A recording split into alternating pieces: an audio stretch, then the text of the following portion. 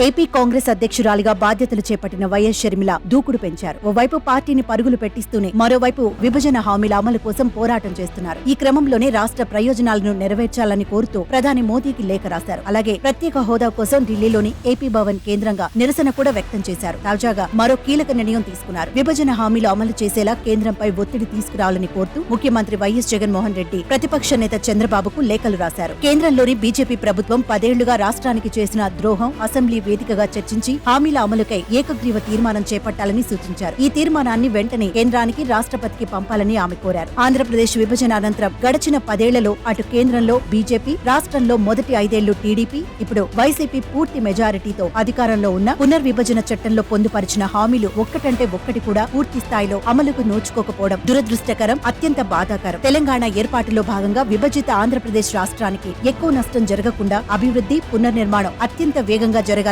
ఉద్దేశంతో ఆంధ్రప్రదేశ్ పునర్విభజన చట్టం 2014లో ప్రత్యేక హోదా సహా పోలవరానికి జాతీయ హోదా వంటి ముఖ్యమైన హామీలు పొందుపరిచారు. కానీ విభజన అనంతరం కేంద్రంలో ప్రభుత్వం ఏర్పాటు చేసిన బీజేపీ ఆ హామీలను పూర్తిగా పక్కన పెట్టేసింది. నాడు బీజేపీతో అప్రకటిత పొత్తులో ఉన్న మీ పార్టీ 5.5 కోట్ల ప్రజల ఆశలను, ఆశయాలను తీర్చే హామీలను సాధించుకోవటానికి పోరాటం చేయలేదు. రాష్ట్రానికి జరిగిన చారిత్రక అన్యాయాన్ని సరిచేస్తామనే వాగ్దానంతో వైఎస్ఆర్సీపీ అధికారంలోకి వచ్చింది. కానీ పరిస్థితిలో ఎటువంటి మార్పు లేదు. ఎక్కడ వేసిన గొంగడి అక్కడే ఉంది. 2014లో అధికారంలోకి వచ్చాక కేంద్రంలోని బీజేపీతో పొత్తులో ఉండి కూడా ప్రత్యేక హోదా సాధించలేకపోయారు. అటు పోలవరం పునరావాసంతో కలిపి వ్యయం భరిస్తూ కేంద్రం కట్టాలని చట్టంలో ఉన్న నేటికి ప్రాజెక్టు నిర్మాణం ముందుకు కదలలేదు. అయినా విభజన హామీలపై టీడీపీ నిలదీసే ప్రయత్నం చేయడం లేదు. హోదా కావాలని ఒకసారి, హోదా అవసరం లేదని మరోసారి మాట మారుస్తూ 5.5 కోట్ల ఆంధ్రుల ఆశలపై నీళ్లు చల్లిన మీరు ఇప్పటికైనా కళ్లు తెరవాలి. విభజన జరిగి 10 ఏళ్లైనా ఇప్పటికీ 5.5 కోట్ల మంది ఆంధ్రులు నైరాశ్యంలో ఉండి ఆంధ్రప్రదేశ్ భవిష్యత్తు ఏంటని అల్లాడిపోతున్నారు. తమ పిల్లల జీవితాల్లో వెలుగులు నింపే విభజన హామీల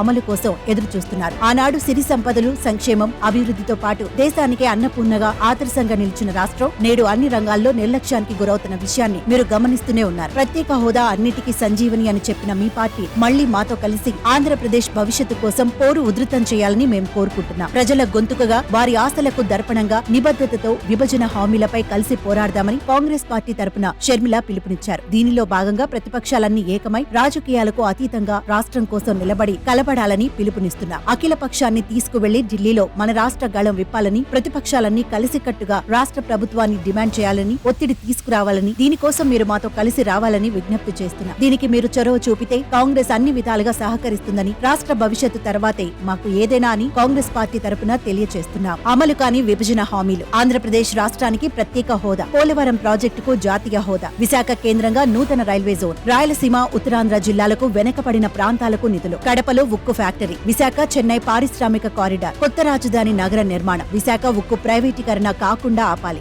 ఏపీ అభివృద్ధి, 5.5 కోట్ల మంది ప్రజల భవిష్యత్తును దృష్టిలో పెట్టుకుని రాజకీయాలకు అతీతంగా కాంగ్రెస్ పార్టీ విన్నపాలు, డిమాండ్లపై వెంటనే సానుకూలంగా స్పందిస్తారని ఆశిస్తున్నామని షర్మిల విజ్ఞప్తి చేశారు.